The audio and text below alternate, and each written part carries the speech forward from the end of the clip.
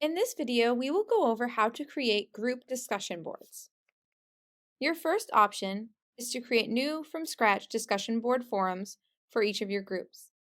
To do this, navigate to the groups link that we created in a previous video, which should be off on the left-hand side, or if you don't have that link, scroll down to Users and Groups and select Groups. Here I can see I have two groups, Group 1 and Group 2. To create a discussion board forum, I will have to do this for each group. However, I can copy and paste the descriptions and any of the longer text to make it a little easier. I'll start with Group 1 by selecting the Group 1 name. Next, I need to select the Group Discussion Board tool. You will notice the discussion board tool here looks just like the discussion board tool we're all used to. So using all of these features will be the same. The only difference is discussion boards created here will only be visible to Group 1. When we created Group 1, the system automatically populated a generic Group 1 forum. I'm going to delete this since we don't really need it. Maybe the first discussion board I want my students to interact with is an introduction, getting to know their group mates. To do this, again, I'm in my Group 1 discussion board tool. I'm going to select Create Forum, and I'm going to fill this in just like I would for any other discussion board. I'll name it Welcome. I'll give a brief description of what they're expected to do.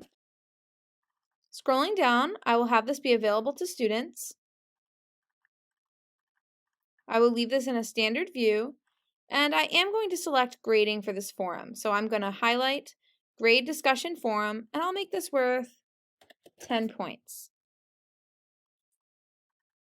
Again, you can adjust these settings just as you normally would to your preferences.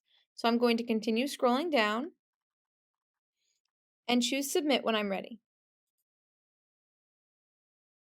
So now Group 1 has the welcome form created.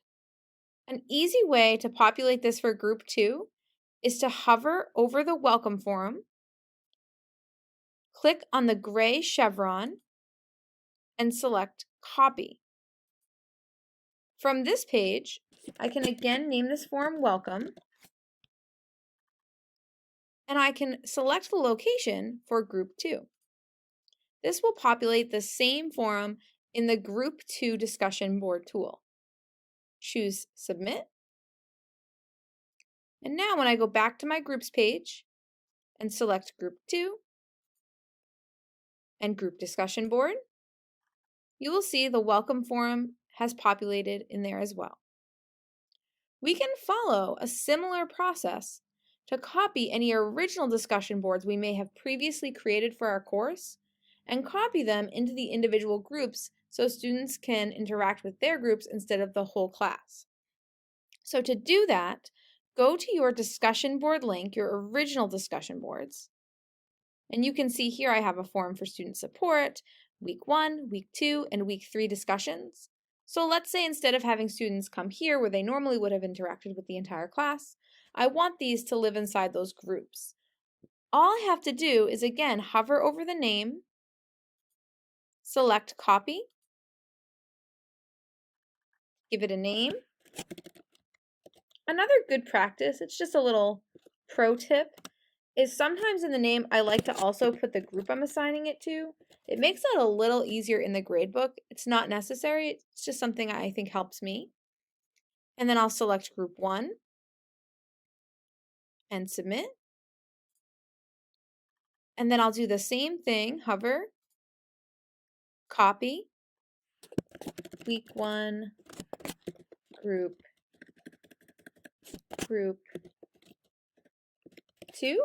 And again, you can name these whatever you'd like. And this time I'll select Group 2 and Submit.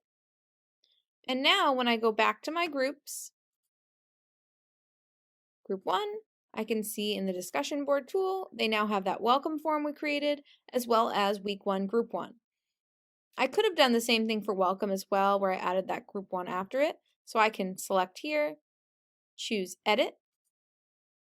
I'm just going to edit that name so it's clear for me in the gradebook when I'm looking at it, and Submit. So, the only consideration to think about is now that we have copied these discussion boards from their original location into the group boards, we have to be very careful because students could get easily confused if you have the same discussion boards posted in two places. One quick fix for this: if you're not going to be using any whole class discussions, you can simply hover over the discussion board tool and hide the link. It'll leave it there for you, but students won't see it. If you're going to be having some whole class discussions, it gets a little trickier. We're going to show the link so students can still access it. And then we're only going to hide the discussions that are actually available for them in their group boards. So maybe that would be my week 1, week 2, and week 3 discussions. So I need to edit, scroll down, and I'm going to say, no, this is not available for students. Submit. And we can see here this forum is currently unavailable. Maybe I'm going to leave the student support one available so that can be a whole class place to connect. Again, that's totally up to you. If you'd rather have everything be in your small groups, then you can just hide that entire link. So that is a quick overview of how you can create new forums or copy-paste discussion board forums to make it a little easier. In the next video, we will talk about how to create other types of group assignments.